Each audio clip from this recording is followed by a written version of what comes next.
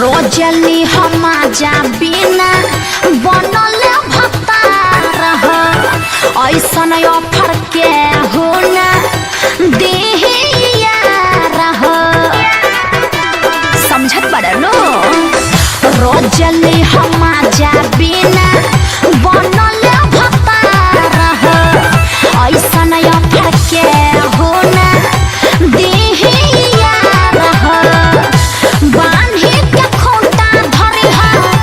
आठ पहाड़ जादो जी बनल न हम के अपन लगहर ए जादो जी बनल न हम के अपन लगहर अरे काहे खातिर ताकेला दोसर दुआरी जागी के रतिया काटेला मन मारी प्यार के पगहा दनी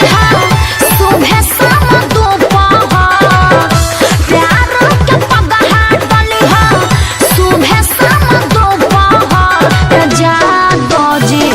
बनल तू हम के अपन लगहर ए जादो